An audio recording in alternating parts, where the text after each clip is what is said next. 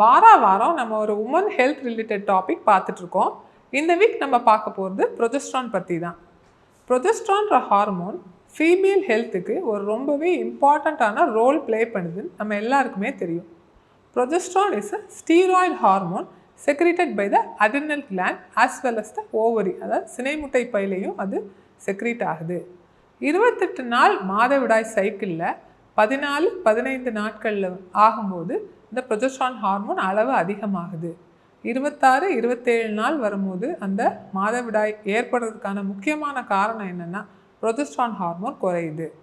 இதே ஹார்மோன் குறையாமல் அந்த லெவல் அதிகமாகிட்டே இருக்குது. அந்த கார்பஸ் லூட்டியம் ஆஃப் ஓவரியில் அந்த லெவல் கூடிகிட்டே இருக்கும் போது ப்ரெக்னென்சி ஹேப்பன் ஆகிறப்ப அந்த மாதவிடாய் வராமல் இருக்குது. ஸோ இதனால் டிலேட் பீரியட்ஸ்ன்னு சொல்லி நம்ம யூரின் டெஸ்ட் பார்க்கும்போது அந்த டெஸ்ட்டு பாசிட்டிவாக காட்டுது. ப்ரொஜெஸ்ட்ரான்றது ஒரு ப்ரெக்னென்சி ப்ரொடெக்ஷன் ஹார்மோனே நம்ம சொல்லலாம். இதை காமிங் ஹார்மோனும் நம்ம சொல்கிறோம்.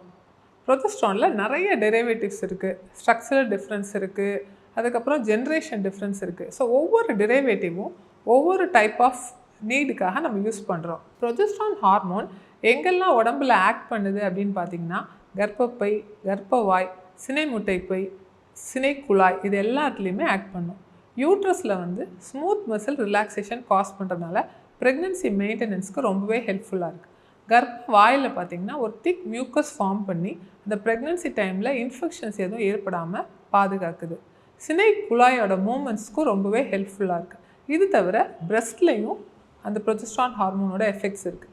அந்த ப்ரெக்னென்சி டைமில் பிரெஸ்ட்டு என்லார்ஜ் ஆகிறதுக்கான மெயின் ரீசன் ப்ரொஜெஸ்ட்ரான் தான். ப்ரொஜெஸ்ட்ரான் ஹார்மோன் சரியான அளவில் சரியான நேரத்தில் வரலன்னா நிறைய பிரச்சனைகள் ஏற்படலாம். இதை தான் நம்ம ப்ரொஜெஸ்ட்ரான் இம்பேலன்ஸ்னு சொல்கிறோம். இது எப்படி அறிகுறிகள் காட்டும்னு பார்த்தீங்கன்னா மாதவிடாய் டைம்லேயோ முன்னதாகவோ பின்னதாகவோ இர்ரெகுலர் ப்ளீடிங் இருக்கலாம், ஸ்பாட்டிங் இருக்கலாம், அதிக போக்கு இருக்கலாம், கொஞ்சம் போக்கு இருக்கலாம்.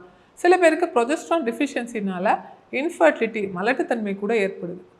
ப்ரொஜெஸ்ட்ரான் இம்பேலன்ஸ்னால இன்னொரு ப்ராப்ளம் என்ன வருதுன்னா பையில் உள்ள மாற்றம், அதாவது கர்ப்பப்பை விரிவு அதிகமாக ஏற்படும் போது எண்டோமெட்ரியல் ஹைப்பர்பிளேசியா அப்படின்னு சொல்கிறோம். இதனால் கர்ப்பப்பை கேன்சர் கூட வரலாம். ப்ரொஜெஸ்ட்ரான் இம்பேலன்ஸ்க்கான ட்ரீட்மெண்ட்னு பார்த்தீங்கன்னா ஒவ்வொரு பேஷண்ட்டை பொறுத்து அது மாறுபடும். நம்ம ஆல்ரெடி பார்த்துருந்தோம் நிறைய ப்ரொஜெஸ்ட்ரான் டெரிவேட்டிவ்ஸ் இருக்குதுன்னு. ஸோ மாத்திரை மூலமாக கொடுக்குறதா இல்லை இன்ஜெக்ஷன் மூலமாக கொடுக்குறதா, இம்ப்ளான்ஸ், அது போக காப்பர் டீ மாதிரி ப்ரொஜெஸ்ட்ரான் ரிலீசிங் டிவைசஸ், அதாவது லீவோ நார்ஜெஸ்ட்ரால்னு சொல்லக்கூடிய ஒரு ப்ரொஜெஸ்ட்ரான் அதை ரிலீஸ் பண்ணக்கூடிய ஒரு கருத்தடை சாதனம் கூட சில பேருக்கு யூஸ் பண்ண வேண்டியது வரும். ஸோ மருத்துவ ஆலோசனை எடுத்துகிட்டு யாருக்கு என்ன ட்ரீட்மெண்ட் கொடுக்கணுமோ அந்த மாதிரி எடுத்துக்கிறது ரொம்ப நல்லது. ஏர்லி ப்ரெக்னென்சியில் ப்ரொஜெஸ்ட்ரானோட ரோலை பற்றி தான் நம்ம இப்போ பார்க்க போகிறோம். Progesterone is secreted by the corpus luteum of ovary, அதை நம்ம ஆல்ரெடி பார்த்துருந்தோம். Early pregnancy up to 10 weeks அந்த progesterone will take care of the growth.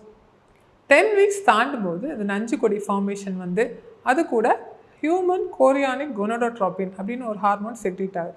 So இது 2 ஹார்மோன்ஸுமே ப்ரெக்னென்சி மெயின்டெனன்ஸ் அண்ட் க்ரோத்துக்கு ரொம்பவே ஹெல்ப்ஃபுல்லாக இருக்குது. இந்த டைமில் ப்ளீடிங்கோ ஸ்பாட்டிங்கோ கொஞ்சம் வயிற்று வலியோ ஏற்பட்டால் ப்ரொஜெஸ்ட்ரான் டிஃபிஷியன்சியாக இருக்கலாம். ஸோ இதை நம்ம சப்போர்ட் பண்ணுறதுக்கு வெளியிருந்து டேப்லெட் மூலமாகவோ இன்ஜெக்ஷன் மூலமாகவோ நேச்சுரல் ப்ரொஜெஸ்ட்ரான் நம்ம கொடுக்கும்போது ப்ரெக்னென்சி சப்போர்ட்டுக்கு ரொம்பவே ஹெல்ப்ஃபுல்லாக இருக்கும். ப்ரொஜெஸ்ட்ரான் டெரிவேட்டிவ்ஸ் எடுத்துக்கிறப்ப சில சைடு எஃபெக்ட்ஸ் கூட ஏற்படலாம். சில பேருக்கு தலைவலி ஏற்படுது, இல்லைனா ஒரு ப்ளோட்டிங் சென்சேஷன் ஏற்படலாம், வெயிட் கெயின் ஏற்படலாம், வாந்தி ஏற்படலாம், இல்லை ஒமட்டல் கூட ஏற்படலாம். இந்த மாதிரியான சைடு எஃபெக்ட்ஸ் எதுவும் உங்களுக்கு இருந்துச்சுன்னா கண்டிப்பாக ஒரு மகளிர் மருத்துவரை கன்சல்ட் பண்ணுங்கள். ப்ரொஜெஸ்ட்ரான்ற ஹார்மோன் மெனார்கி டு மெனபாஸ், அதாவது மாதவிடாய் ஸ்டார்ட் பண்ணுற டைம்லேருந்து மாதவிடாய் நின்ற நிலை மெனபாஸ் வரைக்குமே எல்லா ஸ்டேஜ்லேயுமே பெண்களுக்கு ஒரு முக்கியமான ஒரு ரோல் வகிக்குது. இதே போல் இன்னொரு விமன் ஹெல்த் ரிலேட்டட் வீடியோவோட உங்களை சந்திக்கிறேன்.